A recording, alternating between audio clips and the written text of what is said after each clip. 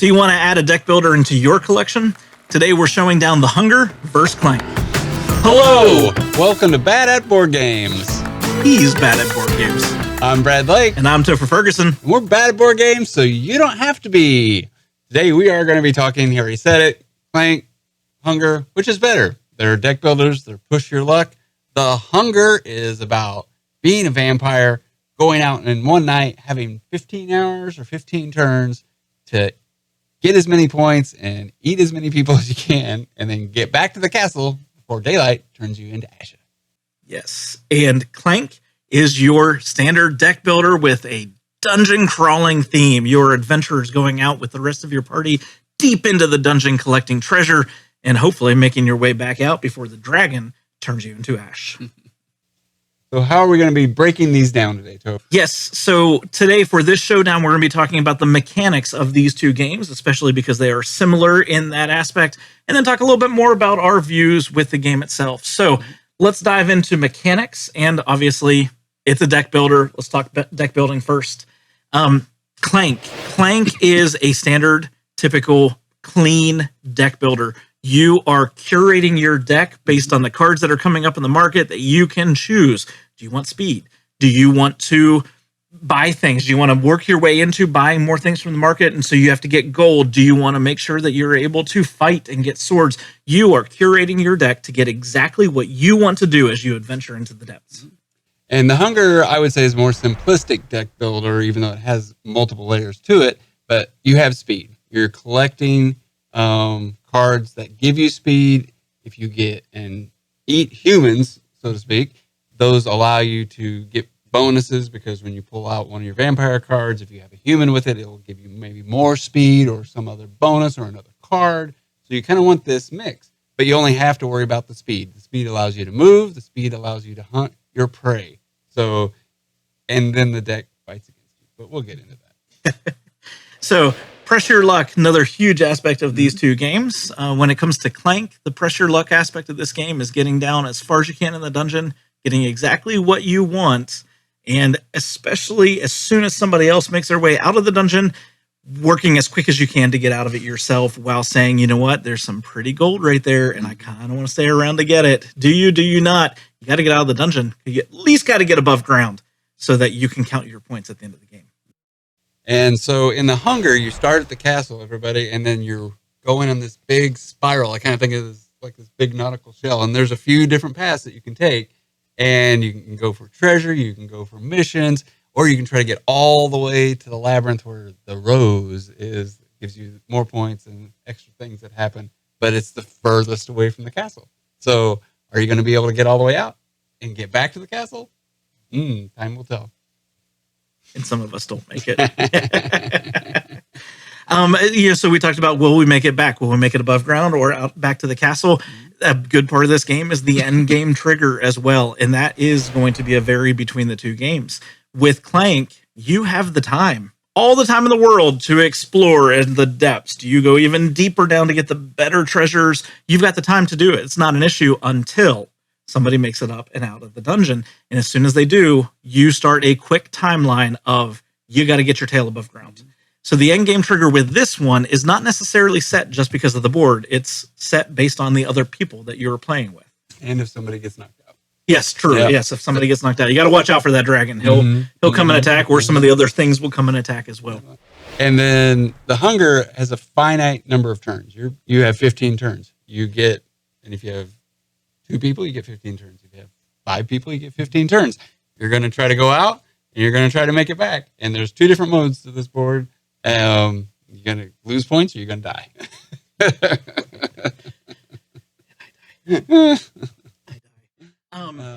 One of the things I like about this game is also how the games fight back. That's one thing I love about board games in general, is that we're not just playing each other, we're also playing against the board. With Clank, I think it's very interesting because it is also a bag builder. You have a dragon that is coming out. You have health points that you actually have to worry about your health as you go throughout the game. And that dragon is coming out on cards, and it's going to attack somebody. We don't know who, but it's going to attack somebody, usually him. And so you have to watch out for that. The game is fighting you in that aspect. Mm-hmm. What about the Hunger? The Hunger, the board, you're not fighting the board. you're fighting your deck. So unlike other deck builders, this is I would almost say it's an anti-deck builder, because the more cards you get, the worse you're going to end up moving. And like I said, there's only one aspect, and that's speed. So the more humans you get to get more points, the less speed you're going to have when you're flipping over those cards in your deck. Mm-hmm. So that's what's fighting you in this game. Is it the board? The game is definitely fighting you, but it's the deck that's fighting you, and you want as many cards as you can get. Yeah. And with having like health points with my game, with Clank, there's player elimination in this game. Now, generally speaking, the player's probably going to stick around, hopefully to the end, but maybe not. If you get stuck down the bottom underground and you get knocked out, you are done. There's nothing you can do at that point in time. Your points don't matter. If you get above ground, at least at that point, you can still count your points. You're not going to keep making plays, so you're kind of out of it that way, but at least you can stay engaged a little bit. So there is a player elimination to Clank, which I'm not a big fan of normally when it comes to games, but I think it works pretty well in this game. Mm-hmm. Now, I would say the player elimination in the Hunger is more brutal, because you don't get eliminated until the very end. Like, you have 15 turns. If you are not back to quote unquote the graveyard there's two different boards, but on one side, you don't get it back to the graveyard or to the castle, you're dead. It doesn't matter how many points you have, and you just get to count them to make yourself feel good, but you didn't make it back.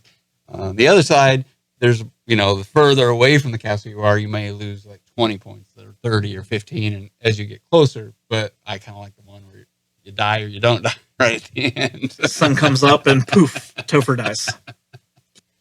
So, yeah, there is player elimination-ish.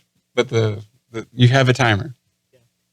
Those are the big mechanics I would say that we kind of share between these two games. There's a lot more mechanics to the games. There's a lot more to the games in general than just the mechanics as well. Mm-hmm. What do you like about the Hunger or not like about the Hunger? So the things I like about it are, one, I like that simplistic deck.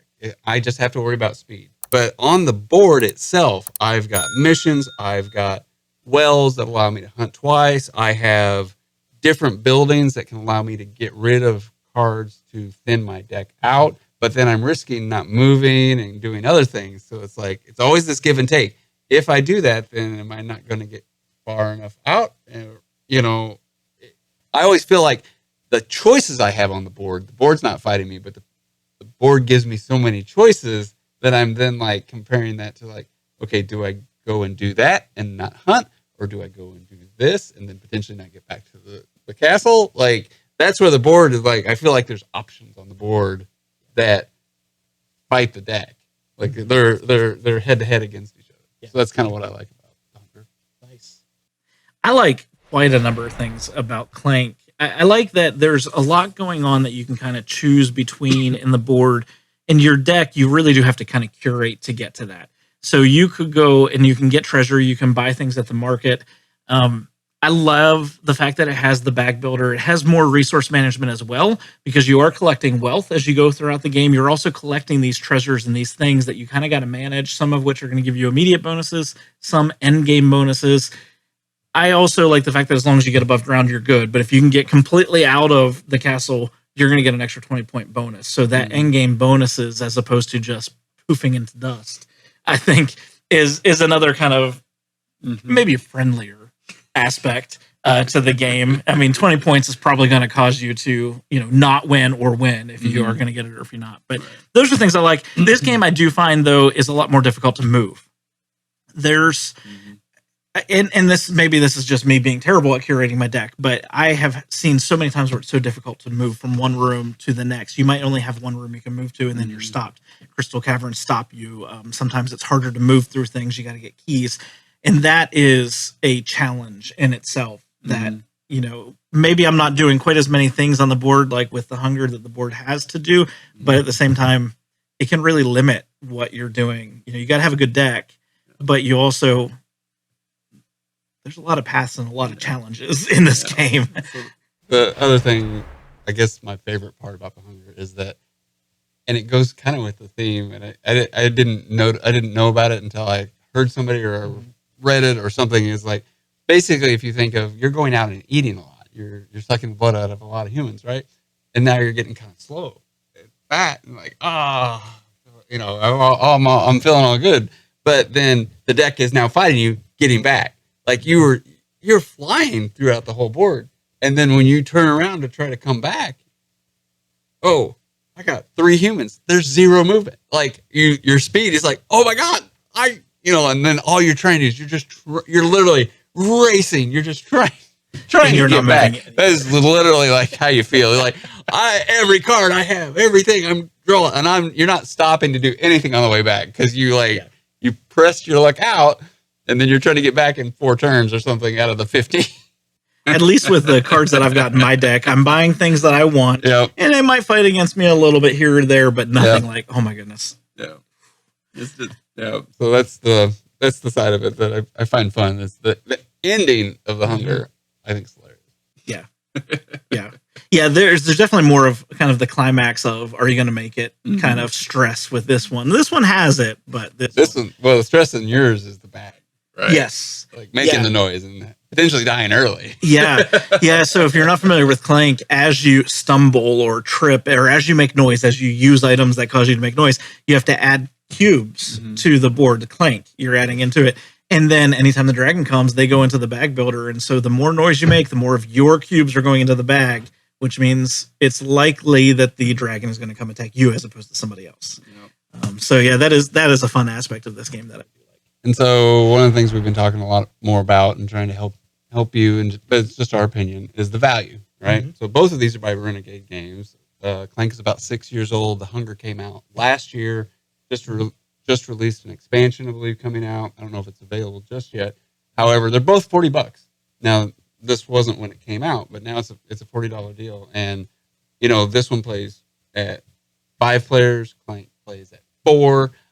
On the value rating of 1 to 5, 5 being great, I kind of already said this is a 5. And I think Clank is a 4.5. So there's not much difference for $40. It's a great 4-player game.